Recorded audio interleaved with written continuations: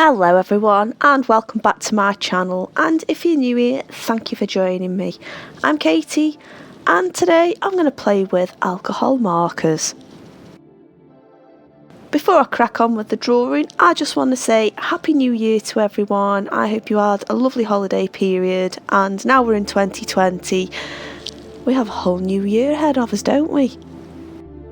Now, I'm not one for making resolutions or anything, so I haven't really done anything that I kind of like to always improve wherever I can, whenever I can really. I don't think it can be restricted to New Year's Day.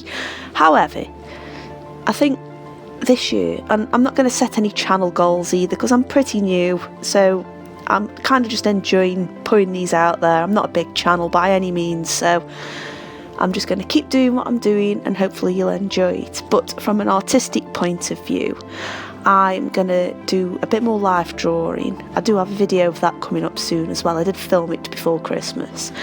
And I guess really just keep improving and keep trying new materials, which I think is pretty reasonable. If you've got any New Year's resolutions that you've made or broken already, we are on day one, you never know, drop them in the comments. I'd like to hear, it's always good. Obviously there's the whole eat healthier and go to the gym, and I've got every intention of doing that, but again, that's sort of like on a weekly cycle with me anyway.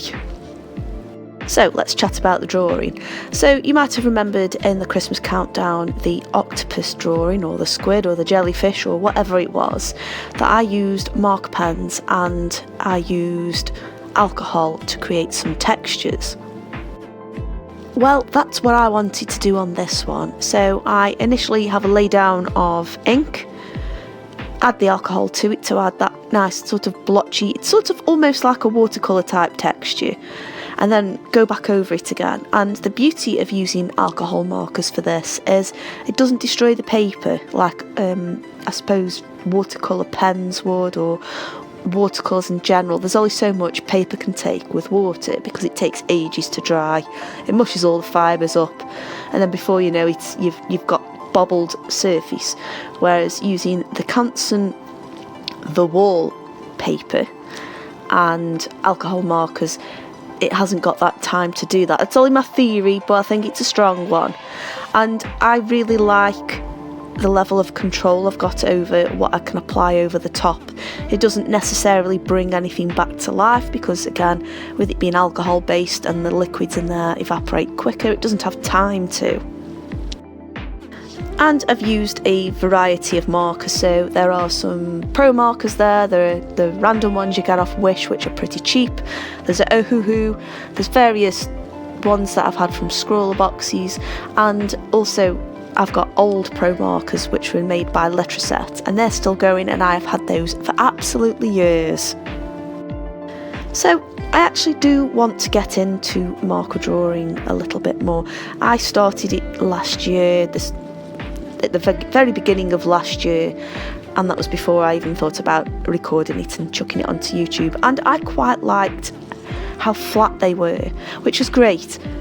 But after a while, I was missing textures, I was missing them little random imperfections that kind of just happen when the material behaves however it wants to, which is why I thought chucking a bit of the neat alcohol on it would perhaps add something a little different. Now, do I think it's right for this particular drawing? Not massively. I mean, this is more of an exploratory piece more than anything else, so I'm just testing the water with it. Just to let you know as well, I do use some coloured pencils, and I use those ones I got from the Up Crate box that I wasn't a huge fan of, because I really do want to try and use them somewhere, and just for adding, I guess, more of a crisp outline, because markers still will be markers and they can ever so slightly bleed a little bit, leaving a slightly fuzzy edge.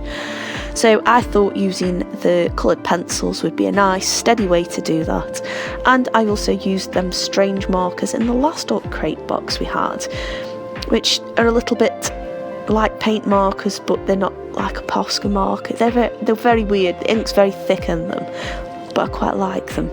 And they just added a bit more of a crisp line. Obviously as well, I'm using a gel pen because I love the white gel pens. They are a godsend, they are amazing. But I found using coloured pencils just added that crisp edge without having to break out the black fine liner pens. Could have waffled on a little bit in that. So yeah, I'm quite happy with how this turned out as far as learning a new technique, and I will be doing more videos and more drawings with this because I quite like it. I want to see how far I can push it and how much of a level of control I've still got over this material, because I don't know, it's quite a weird way of using something that you've got quite a lot of control over and taking that control away. Is this making sense to any of you guys? Just to add a bit of depth to the trees in the background, I went over the green with the same green, and that just adds, I don't know, it just stops it from being quite so flat. All in all, I'm really, really pleased with how this turned out, and I'm looking forward to trying this out on some other ones. I think some mermaids might be a good idea for this.